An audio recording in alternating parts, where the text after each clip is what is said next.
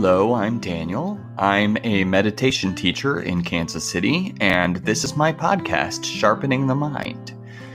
The teachings in this podcast are free of charge, but of course, if you feel compelled to make a donation, you can do so by clicking the link in the show notes.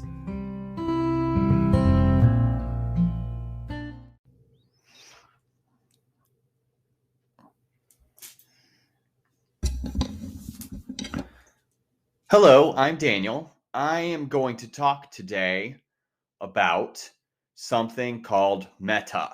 Metta. Metta is a Sanskrit word that means, usually it's translated as kindness or benevolence or friendliness, those kinds of connotations. Metta.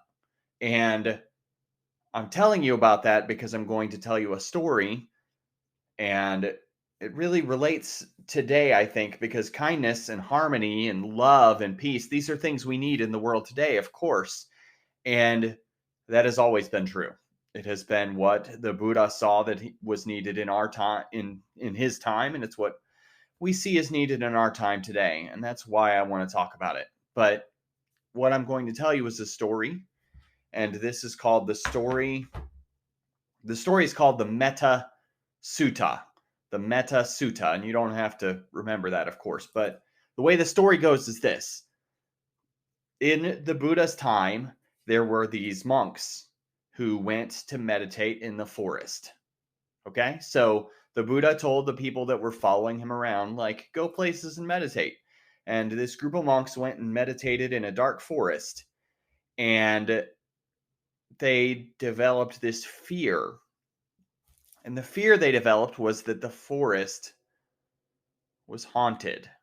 So these monks are in the forest trying to meditate, trying to train in wisdom and awareness, and they think there's ghosts around, so they're scared, and because they're scared, they're not focusing on their practice, they're just focusing on how scared they are all the time. Okay, so that's the setting. These monks are out there, and they're just scared, really, really scared, just shaking, like I imagine a Scooby-Doo cartoon is how scared they are. And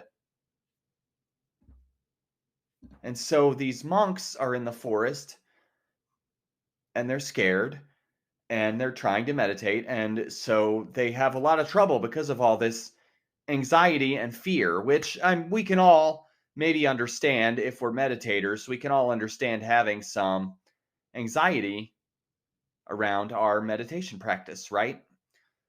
Anxiety around it, maybe not fear. Like, I'm not scared of ghosts when I'm meditating, but I'm definitely like fidgeting and thinking of other things I could be doing, blah, blah, blah, blah, right?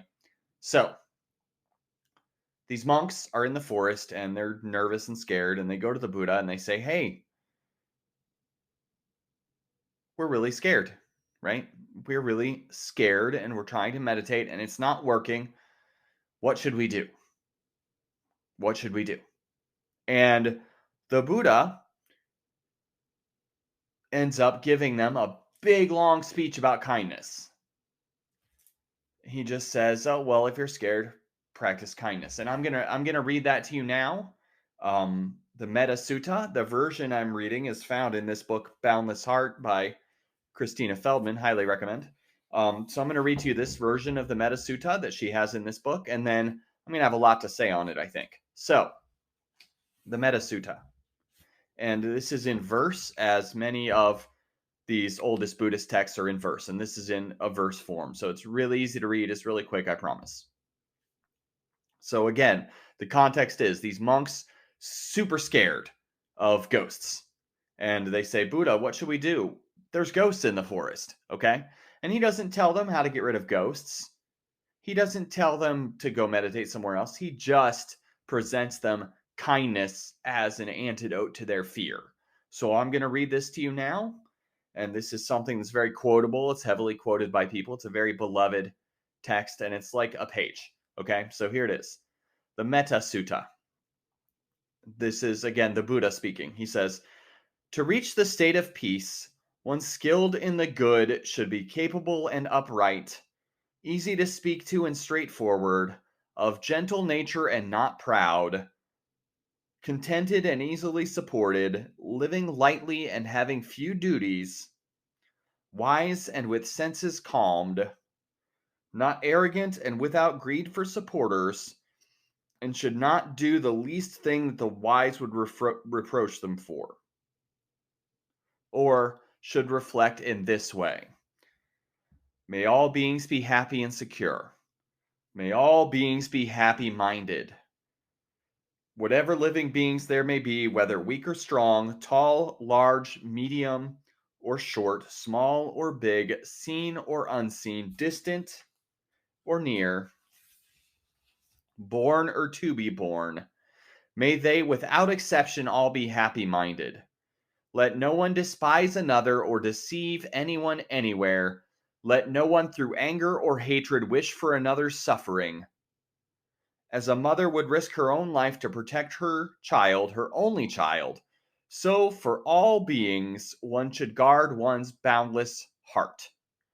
With boundless friendliness for the whole world should one cultivate a boundless heart. In all directions, without obstruction, without hate, and without ill will. Standing or walking, sitting or lying down, whenever one is awake, may one stay with this recollection that is called the best and most sublime way of dwelling in this world. One who is virtuous, endowed with insight, not clinging to wrong view, and having overcome all passion for sensual pleasure, will not come to lie in a womb again. So, what is going on, right? So, when I first studied this story, I thought the message was, an aspect of the message was, ghosts are nothing to worry about. Ghosts are nothing to worry about. And maybe that is an aspect of the message, but the greater message here to me is the Buddha is saying, if you are there practicing virtue, being upright, being honest, being kind to others, loving the world, you're not going to have time to be scared of this.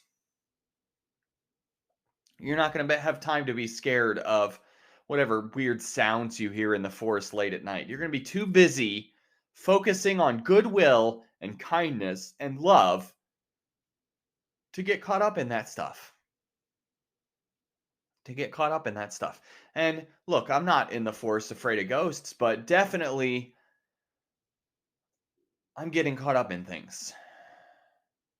I'm seeing things I disagree with and getting upset, right? We all are, because we live in the modern world. And so what I want to argue is, what if we're too busy thinking about ways to help others to get caught up in all the many things that want to catch us and get us stuck in bad feelings? So there's more we can do to help others. There's more we can do to set that intention, because if we're setting that intention and we're trying to live the best and most virtuous, purest life we can, then there's awakening. Awakening is there. We can take the open heart as our path to awakening, and actually many people do. Just loving other people, just having grace for people we disagree with, just being kind and sharing and opening our heart, because the truth is, most of the time our hearts are closed. They're closed tight because we've all been kicked in the heart before. But what if we have a boundless heart instead? What if we just open our hearts? We just care about everyone and try to embrace these immeasurable feelings of kindness, compassion, joy, and equanimity. That's what we're talking about here. So the lesson we can take is, the Buddha, he met these monks who were very scared of ghosts, and he just told them, hey, practice virtue, be kind to others, think about good feelings toward other people, wish for the best for others. And if you're spending your time doing that, then you're not going to be scared of these ghosts that aren't really out there in the woods. You're just going to be too busy generating these positive, good, happy feelings, right? So that's what it's about. Can we set this intention to be better people? Sometimes in Buddhism, we don't focus on virtue and kindness all that much because we're busy focusing on like awareness and insight, and these things are important. Seeing the world clearly is important, but harmony with the world around us is really important too. And a way to have harmony with the world around us is to cultivate an open heart. So it's in that sense that many of the teachings and talks I'm going to give going forward are going to lean in that direction, because the world is really out of harmony right now. Out of harmony right now. People are literally hating each other for having different opinions everywhere. It's all over the place. You can't escape it anymore, right? It used to be something you could ignore and get away from at times, and now that's getting more and more challenging, right? So that's it for today. I just wanted to talk really briefly about kindness. So thank you for taking the time to listen to me, and have a good day.